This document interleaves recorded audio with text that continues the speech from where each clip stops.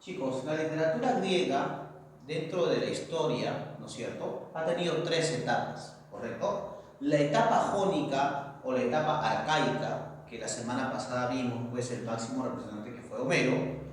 La etapa de hoy que estamos viendo, que es la etapa clásica, ¿no es cierto?, con la vinculación de Atenas como el centro principal del comercio y del apogeo cultural, y la etapa de decadencia, o también se les llama etapa grecorromana o grecolatina, ¿correcto? Donde ya Roma invade no solamente la península, la península griega, sino que también adquiere y asimila las condiciones culturales, ¿no es cierto?, y filosóficas de este imperio occidental, ¿correcto? Habíamos manifestado en el anterior video que las condiciones básicas de la etapa clásica, que también se le denomina ciclo de Pericles, eran tres, ¿no es cierto? Primero, que Atenas se había convertido en la ciudad, ¿no es cierto?, más importante de Grecia, por de alguna manera el control del comercio marítimo,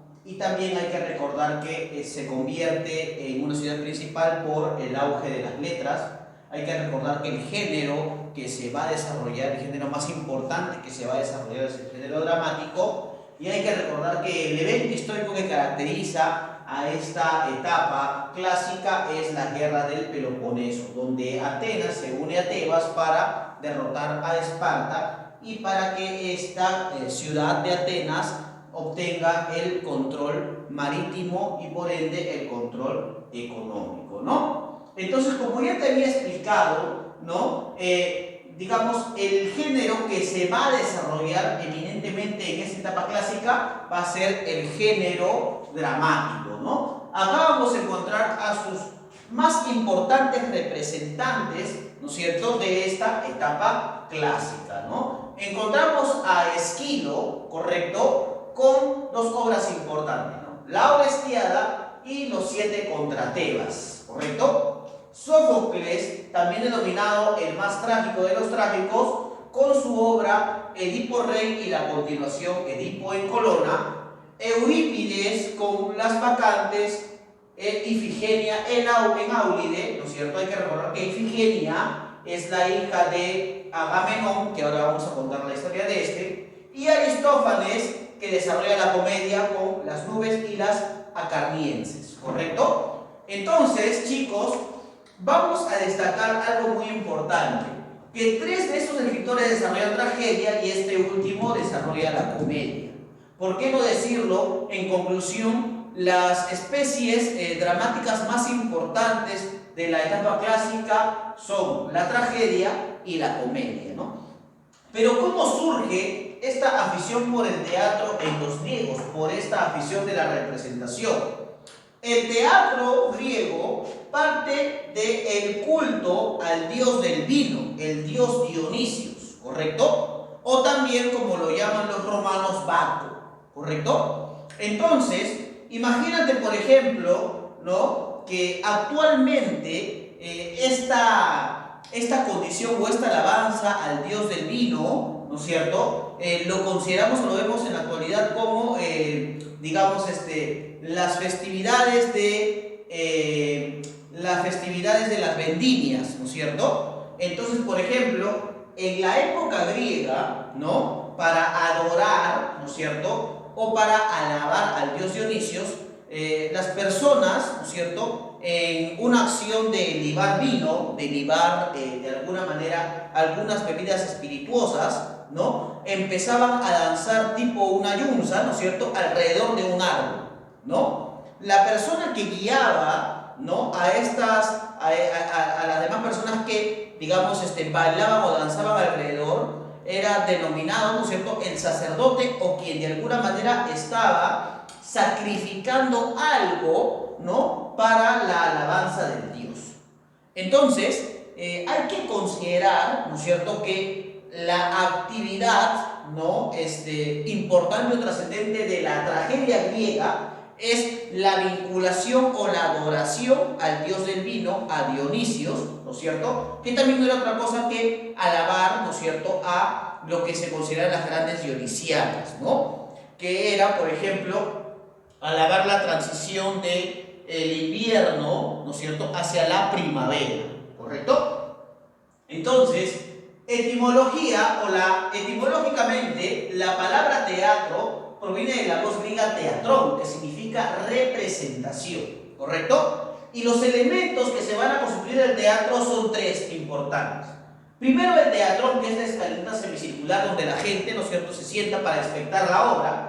Tenemos la orquesta, que es el pequeño altar a Dionisios, o también conocido como el escenario, donde están los coros, ¿no es cierto?, que van a empezar a contar la historia que se va a ejercer en escena, y la legión, que es de alguna manera el escenario para la acción dramática. Si es que no existiera el pequeño altar, esta pequeña urna donde estaban adorando al dios Dionisios, no tenía, ¿no es cierto?, en consideración o no tenía en mención de alguna manera el término tragedia, ¿no es cierto? Porque hay que recordar que la tragedia surge por la adoración al dios Dionisios, al dios del vino, o también al dios de la naturaleza y al dios también de la producción natal, porque gracias a Dionisios, ¿no es cierto?, en estas festividades, ¿no?, muchas mujeres salían embarazadas, ¿no? Ahora, ¿por qué, profesor? Ahora te explico, ¿no? El origen de la tragedia está relacionado con el culto de Dionisios, conocido como Baco, dios del vino, ¿no? Hay que recordar que mientras la gente danzaba, bebía vino.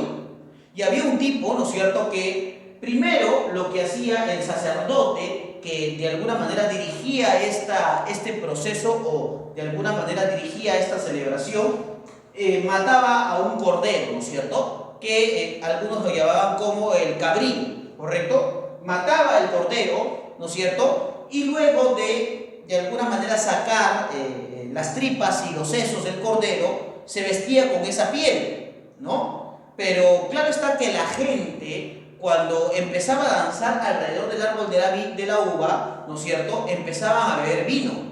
Y de pronto se iban despojando de sus prendas, ¿no es cierto? Y mientras todos danzaban alrededor del árbol, poco a poco muchas personas iban entrando en el estado de embriaguez.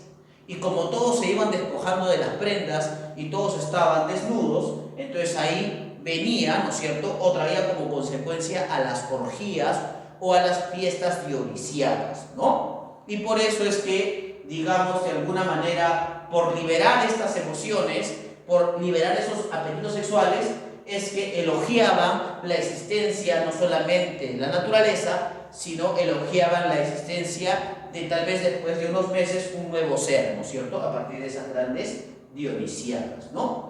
Las primeras representaciones trágicas, ¿no es cierto?, se daban a través de la danza coral, la música, la mímica, y las cuales se hacían en lugares abiertos, ¿no es cierto?, porque la primera existencia de la tragedia, ¿no es cierto?, fue una existencia popular. Hay que recordarles, chicos, por si acaso, que el primero en manifestar, el teatro como una herramienta popular fue Tespis, ¿correcto?, que llevaba una especie de teatro itinerante de pueblo en pueblo, ¿no es cierto?, y que solamente dentro del teatro de Tespis él era el único actor, ¿correcto? Ahora, a las acciones que se realizaban para alabar a Dionisios se les llamaba ditirambos, ¿no es cierto?, que eran básicamente como la introducción a esta festividad, ¿correcto? Y hay que recordar que ya te había explicado que la piel que de alguna manera, la piel que se colocaban estas personas del cordero sacrificado no era otra cosa que el denominado el culto al macho cabrío, ¿no es cierto? ¿Y por qué? Porque el tipo o el sacerdote que se vestía con la piel era quien dirigía la escenificación o quien dirigía la celebración a Dionisios. Pero ¿qué se buscaba o cuál es la finalidad de la tragedia griega? La catarsis, o sea, la liberación de las emociones. Es como cuando tú vas al cine y ves una película y de pronto empiezas a llorar, ¿no es cierto? Has entrado en un estado catártico. ¿Por qué? Porque eso que has visto o que has espectado origina en ti una acción o una producción determinada, ¿correcto? Entonces, eso es lo que buscaba el teatro, la catarsis, ¿no es cierto? La catarsis, que es la liberación, de las emociones, o de alguna manera el efecto que causa el espectador una obra así, ¿no es cierto? O en este caso, si lo vemos, digamos, en la celebración a Dionisios, es la embriaguez, ¿no es cierto? O la borrachera en este caso, ¿no? O el estar guasa, ahí está, ya está. ¿Correcto? Ahora, ¿cuáles son las partes de la tragedia? Primero tenemos el prólogo que se da antes de la entrada del coro, ¿no? Luego encontramos el episodio que viene a ser cada una de las acciones de los actores en escena, los estásimos que dividen la obra en estrofas y en antiestrofas, ¿no es cierto? Y el éxodo, que es la canción de salida del coro. Es importante recordar que en la tragedia el coro remarca una importancia porque no solamente, digamos, da las pautas para el inicio de la acción dramática, sino que además a veces los coros interactúan con los actores, ¿correcto? Pero en algún momento los coros van a dejar de tener una participación importante, ¿correcto, chicos?